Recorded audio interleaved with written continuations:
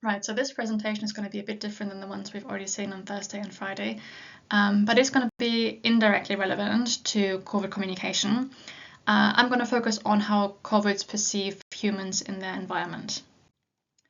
So overall, human behavior on crows can have positive and negative effects. In areas where crows are being persecuted, such as by farmers shooting them or repelling them from their fields, crows have shown a lower nest defense aggressiveness. So they will call and fly away from the nest, whereas crows who aren't persecuted in these areas or in similar areas, they will not show this behavior and they will still closer to the nest. And the idea is that crows are trying to divert attention away from the nest rather than defending it in front of the nest. Crows who are experiencing high levels of discouragement by residents, for example, also show a higher flight initiation distance.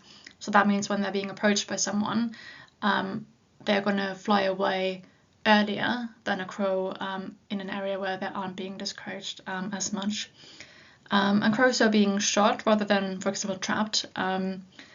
They also show an increased alert distance and increased flight initiation distance. So they're going to pay attention to people around quicker or earlier when they're being approached, and they're going to fly away more quickly than crows who are just being trapped and not shot. Individual human behavior can also affect the behavior of crows. So crows who have seen people trap other crows, they will mob and scold that specific person. And crows who have seen a person handle a dead crow, they will also scold that specific person. Other than crows, female jackdaws, for example, in the wild, they will come back more quickly to the nest when they see a person who has been previously linked to scolding calls. Public opinion of crows can have a wide-ranging effect through government policies. So in Tokyo, for example, in the early 2000s, people were making an increasing number of complaints about crows, about them scattering rubbish around, attacking people, likely during the breeding season, and just general noise and repulsiveness. And then as a consequence, over the course of 3 years, almost 900 nests were removed by the government. And in 1 year alone, 12,000 crows were captured. So these interventions, they essentially mean that a crow population has repeated negative encounters with people. That would likely influence their behaviors, as we've seen on those 2 previous slides. This changed behavior will then again change public opinion for the better or the worse, and it keeps going on and on like this. Crows can also have positive encounters with people. So crows who are being fed consistently by the same person for a long time, they become familiar with their feeder. They will come closer to their feeder, they will vocalize towards this person, blink more, and they will look into their feeder's eyes. But equally, if they feel that they're being approached too closely, they're going to vocalize to communicate that as well. So there can also be these positive interactions between crows and people. It's not just about seeing people in your environment. Crows will also respond to hearing people. So crows that were wild caught in Tokyo, they responded more to playback of Dutch compared to Japanese playback.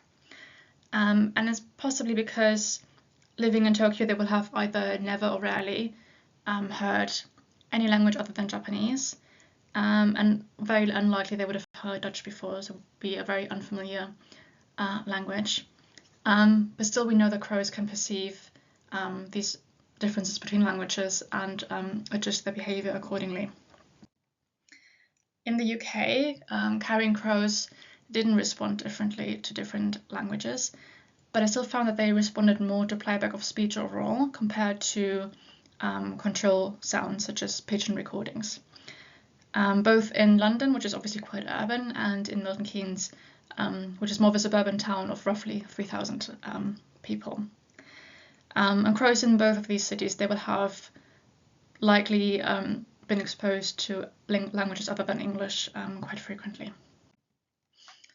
I also did a survey with residents at my study sites. So these were both in London and in Milton Keynes. And the idea for the language experiments was to see how behaviors towards these crows might have influenced how they responded to speech overall. So crows in an area of higher discouragement, they might respond differently to languages or speech than a crow who is not being discouraged as much. But this is also relevant for studying corvids generally, because every study site will have its own makeup of how residents respond to crows, what kind of local policies there may be, especially between countries. So for this survey, I've made a questionnaire, and it was very closely modeled to the one that was already used for a similar survey done in Berlin and Seattle on multiple species.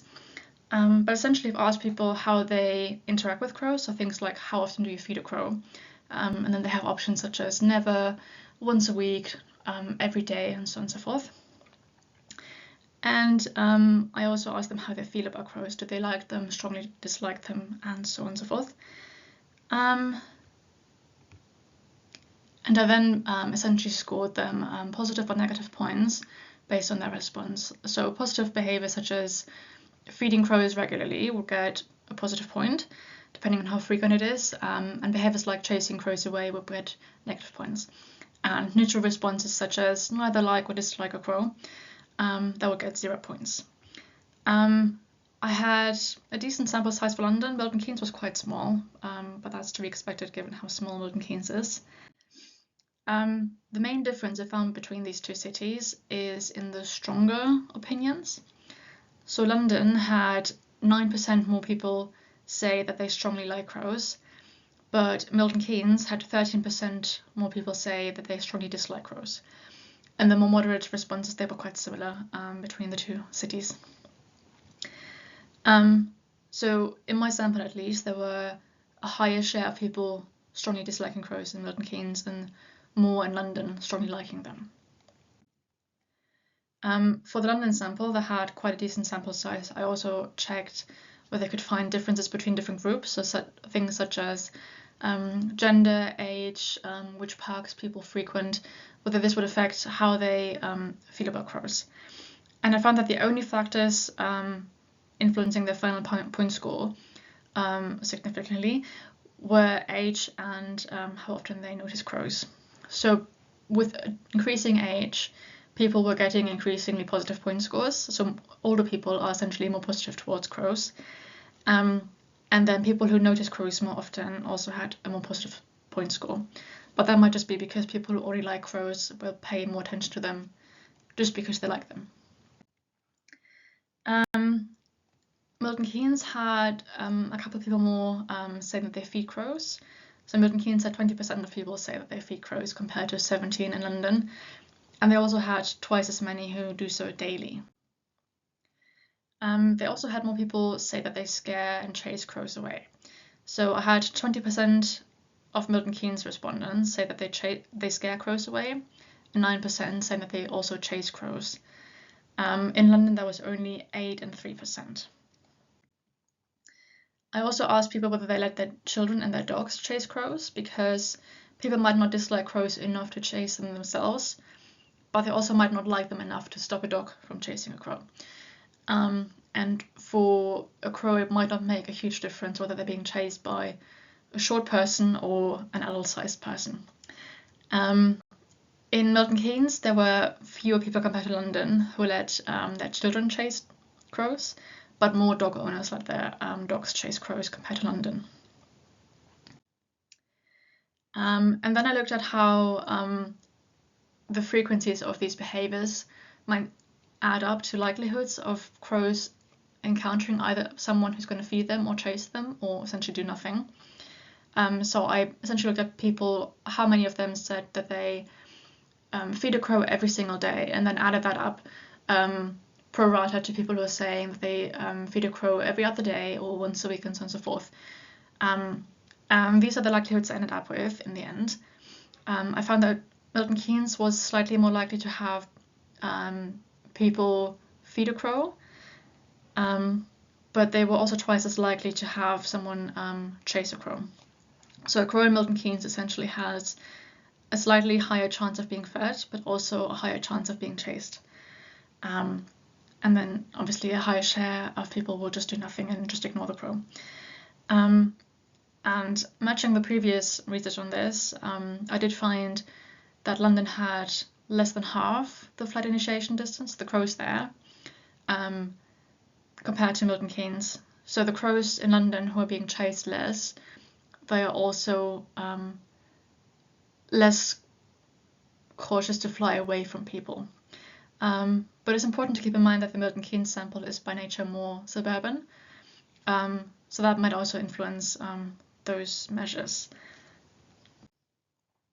The key takeaways are that both positive and negative encounters with people, which can be private individuals or residents, or farmers, or people engaging in government policy and acting them out, they all influence crow behaviours in one way or another.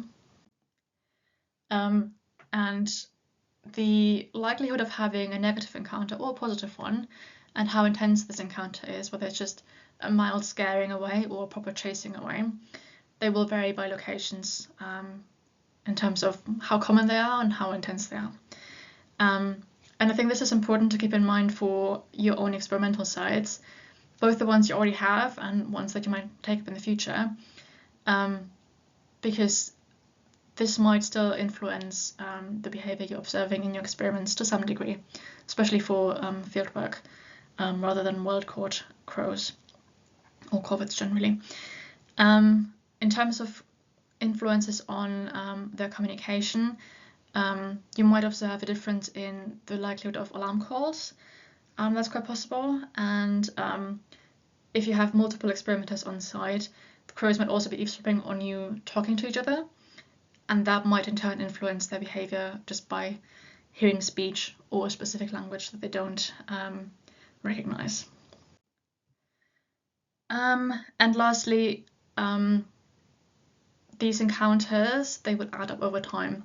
So it's not just one single event of chasing, it's being chased 1 week and then 2 weeks later again and again for a year, for example, for a young crow, or for several years for an older crow. So if it's at all possible, I think it's important to get the history of human behaviors at your experimental site.